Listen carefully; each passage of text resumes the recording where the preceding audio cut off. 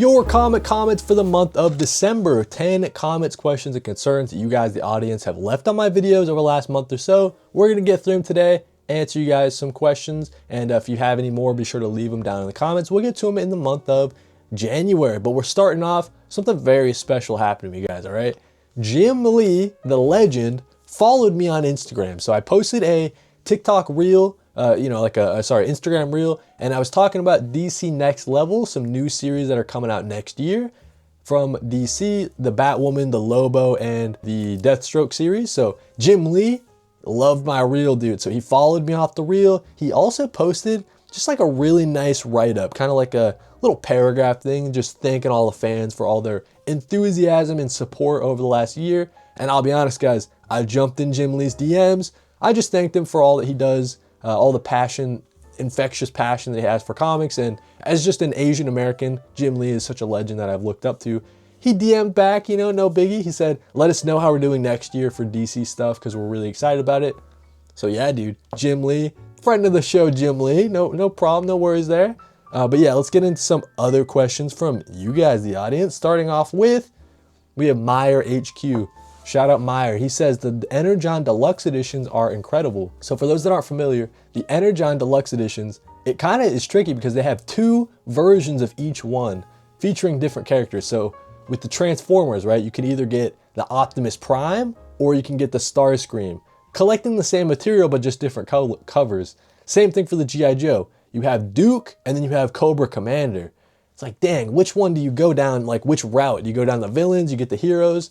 So my plan for the deluxe editions on the Energon universe, for the G.I. Joe, I'm going villains. So you get Deathstroke, you get Cobra Commander. And then for the Transformers, I'm gonna go the heroes, the Autobots. Then you get Optimus Prime and go from there. This guy leaves his comments all month, right? And I'm pretty sure he's just cyberbullying. So obviously, I mean, just look at my face. Do I look like the glasses emoji? Kind of, right? So yeah, he just comments this long string of glasses nerd emojis on all my videos.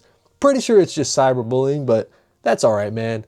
I do kind of look like the emoji, so that's on me, if anything, right? Vic Damon, he says, will you be a fool if you don't get the V1 issues of DCKO? That's where all the fights are happening. That's it. No other issues. If you can't tell from DCKO how it's gone so far, there have not been any one-on-one fights. So just referring to the fact that in DCKO, this month was like all fight month or whatever it was called. And I didn't pick up Cyborg versus Swamp Thing. I didn't pick up Harley Quinn versus Zatanna.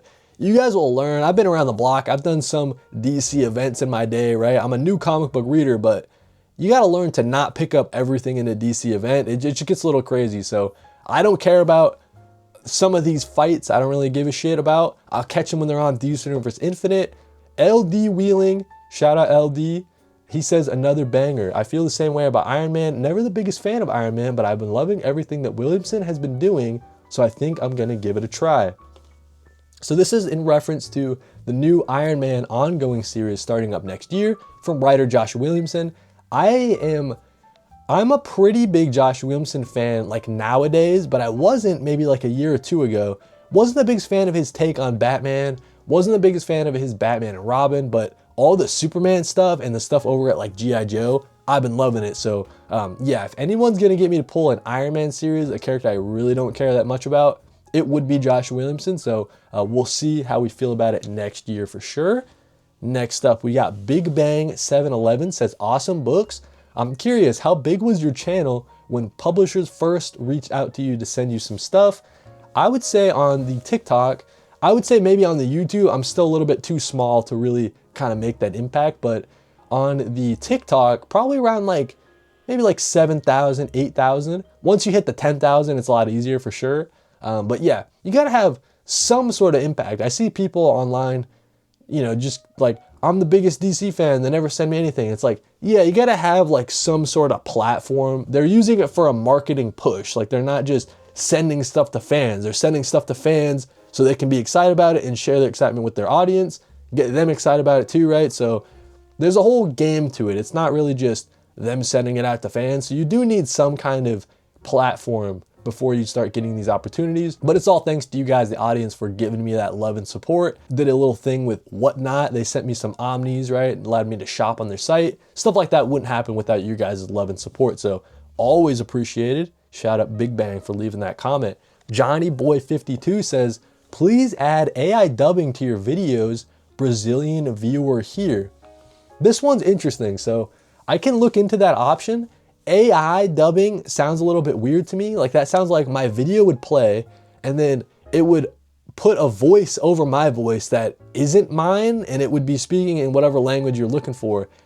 That just sounds like a weird viewing experience to me. I can look into captions, right? We can see what kind of captions we can do, but automatic AI dubbing, that sounds a little weird, man. So I'll have to look into that setting. We'll see what we can do for you because I want to have my videos be accessible as possible, but AI dubbing, I'll have to look into that. It sounds weird on paper, but we'll see what we can do. Miles Diaz says, what's the difference between this and DC Black Label? I'm a Marvel guy, but trying to get into some more DC. So essentially asking me what the difference is between DC Vertigo and DC Black Label. So DC Black Label, I've always looked at it as, you know, it can be any story that an author or that a writer team wants to tell, but they don't have to follow the strict DC continuity. They can use DC characters and include them in their story, but it doesn't have to tie back to the main overarching DC continuity. You can have more freedom with the stories you want to tell.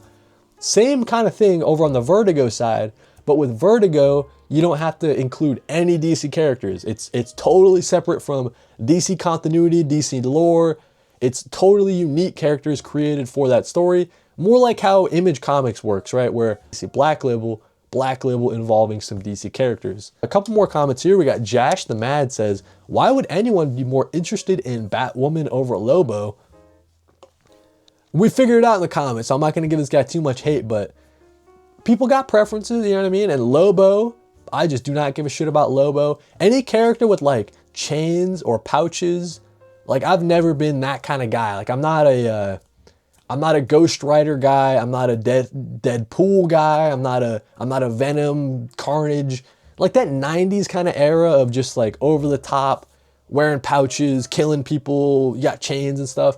Those kind of characters have never appealed to me. So yeah, that's why I would be more interested in Batwoman over Lobo. Just my personal preference, dude. And we've got a comment from Cowboy Hat Comics. He says, we need a full recap of everything I got this year, if possible. Next week, I'll be doing a top 25 comic book pickups over the year. So every collected edition, all the top 25 collected editions I bought this year and added to my collection. So something similar, but not everything I bought over the year, just the top 25. But yeah, great idea. That video is coming next week. Last comment, I'm pretty sure, yep.